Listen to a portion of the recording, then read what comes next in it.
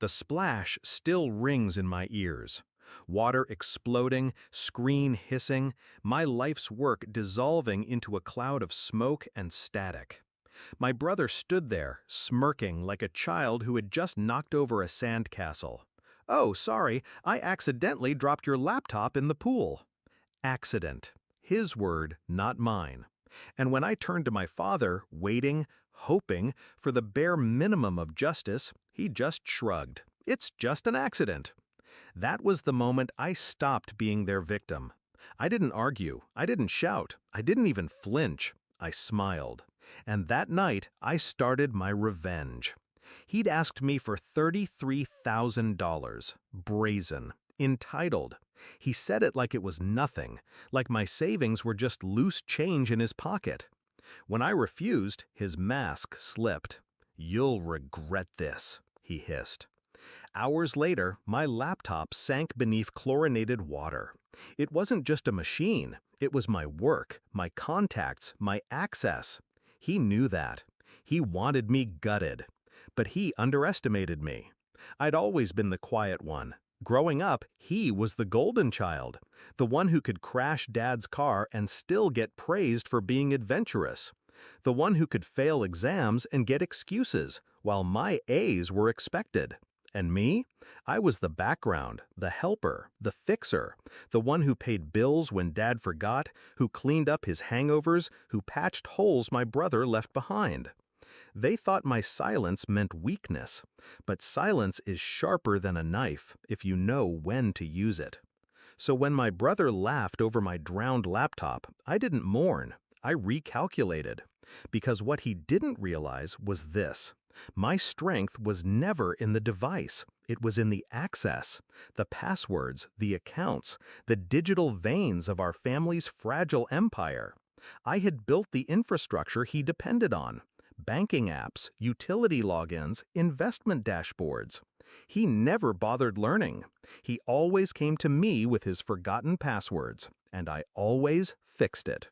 That night, I stopped fixing. I started breaking. At 11:37 p.m., I began. One call to the bank, another to the brokerage, a few subtle password resets. Nothing loud, nothing dramatic. Just quiet locks clicking into place. By 2:15 a.m., his accounts were frozen. His credit cards declined. The streaming subscriptions he lived on, gone. By 3 a.m., I rerouted the family trust notifications to my email. He'd wake to silence. By 4 a.m., I transferred my own savings, what was left after his sabotage, into a secure account he couldn't touch. By 5:45 a.m., his world was ashes, though he didn't know it yet. I imagine his face when he woke. Coffee in one hand, phone in the other, scrolling through his balance. Zero. Again. Zero. Transaction failed. Login denied. And then the first wave of panic. The frantic calls to the bank, the long hold times, the dawning realization that the safety net was gone. Because for the first time in his life, he wasn't protected. I had stripped the armor away. He called me at 6:12 a.m. I let it ring out. Then again, and again. By the 10th call, I answered. His voice shook, anger wrapped in fear. "What the hell did you do?" I let him rant, shouted threats, wild accusations. I waited until his voice cracked. Then I spoke, calm as stone. "Accident," I said, and hung up. The fallout was swift. His credit plummeted. His landlord demanded rent he couldn't pay. His car was repossessed within weeks. Dad tried to step in, but his own accounts had been tied to mine for years. Without me, he was just as helpless.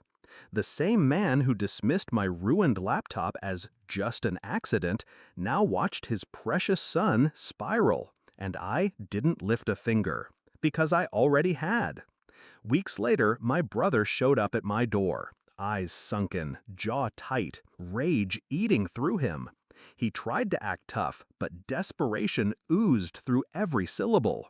"You have to fix this," he demanded. I looked him in the eye for the first time in years. No, I said. He blinked, shocked, like the concept of denial had never existed in his universe.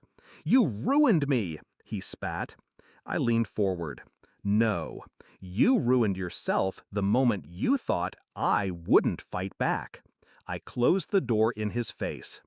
Now, when I walk past the pool, I think of that splash, the hiss of a laptop drowning, the smug smile on his face. And then I think of 5:45 a.m., the moment he realized he wasn't invincible, the moment his empire of entitlement collapsed, all because he mistook silence for surrender. But silence was my weapon, and I used it to carve him out of my life. He thought he destroyed me with water, but I drowned him in his own greed.